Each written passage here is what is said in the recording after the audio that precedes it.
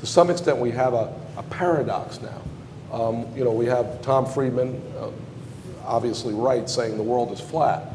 But in other respects, the world has become very, very spiky because all those assets, they congregate, they concentrate, they gather and strengthen in real places.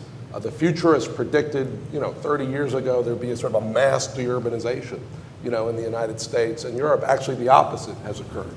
The big places are getting bigger. So when we talk about national competitiveness, what we really are talking about is the aggregate of metropolitan competitiveness.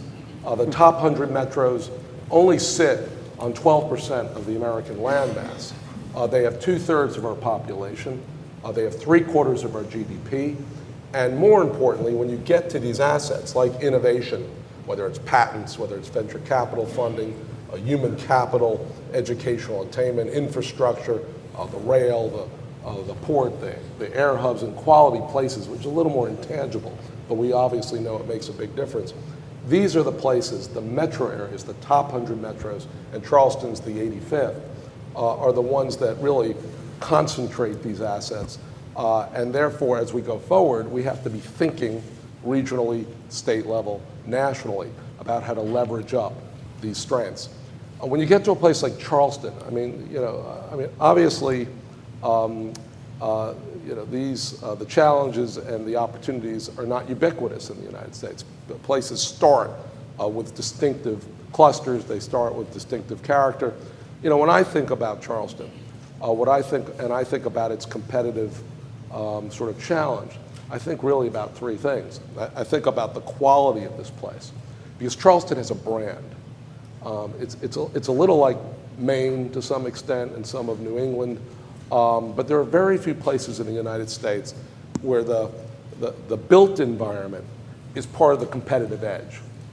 And so Charleston's ability to compete going forward is very much to preserve what is special and distinctive about this place. And so much has been done to do that, but you never can stop. Because real estate markets, there can be distorting effects, there can be sort of a decentralization of people and jobs. So preserving the quality of this place is part of the competitive proposition. It's not a nice thing to do. It's absolutely critical to the future of this economy. The second piece is the port. This is a logistics hub. And that brings some enormous opportunities to connect globally to the world. But it also brings some enormous challenges in terms of how do you expand, how do you remain competitive, how do you deal with the congestion effects of being such a critical sea hub so it doesn't begin to undermine the quality of place. And the last piece, and this is not just Charleston, but I think it's something that we really have to talk about in terms of our competitiveness as a nation, is who will be the future workforce of this country. Right now, about 25% of our workforce are African Americans and Hispanics. In several decades, it will be upwards of 40%. Will that workforce be educated? Will they be skilled? Will they be able to participate in the global economy? Right now, 10 out of every 100 African Americans and Latinos who enter the 9th grade do not get a post-secondary degree.